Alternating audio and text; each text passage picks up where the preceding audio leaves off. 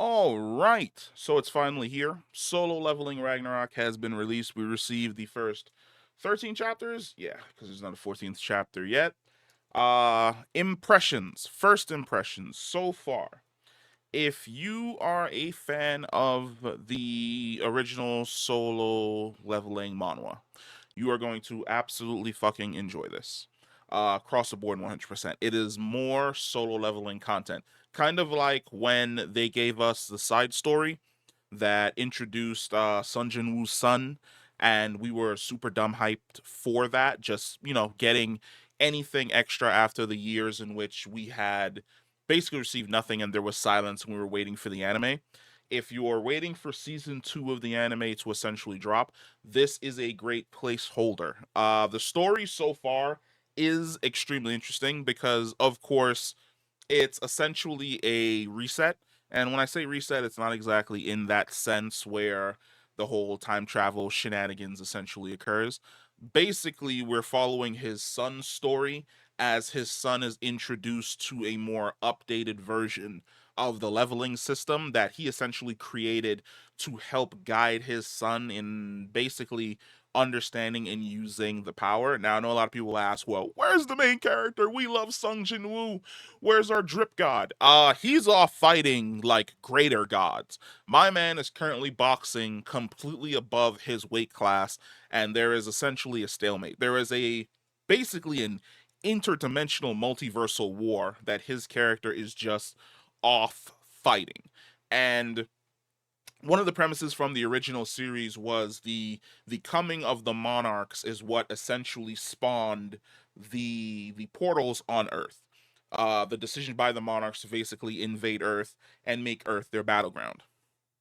In this one, it is not the coming of the monarchs; it is this intergalactic, interdimensional, multiversal war that Sung Jin Woo is basically fighting to basically keep Earth safe and defeat these outer god entities.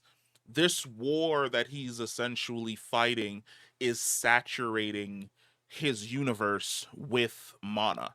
And the outer gods are using this saturation to kind of strike at the flanks, which is one of the reasons why, at first, he had basically erased his son's mind and made it so that his son would live a peaceful life back on Earth.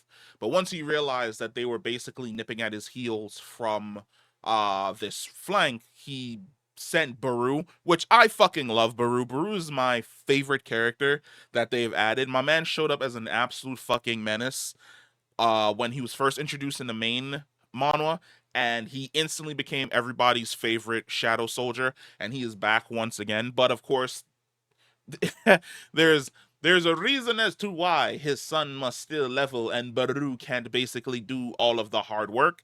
I accept this reason because it makes, in all honesty, the most sense.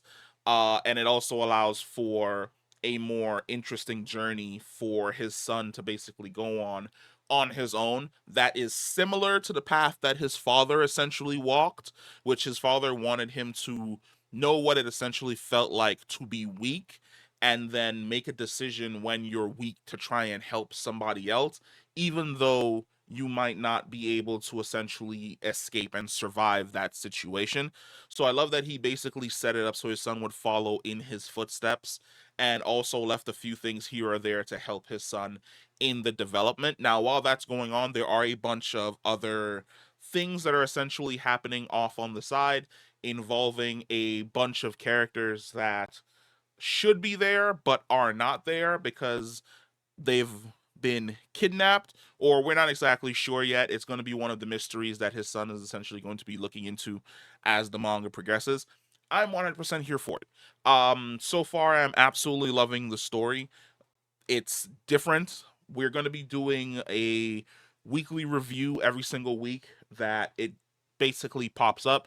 I'm going to just do a blind reaction of the entire chapter, give my thoughts towards the end. That's going to be fucking dope as hell. There's going to be more manga and manhwa stuff on the channel going forward. But so far, I'm excited for Solo Leveling Ragnarok.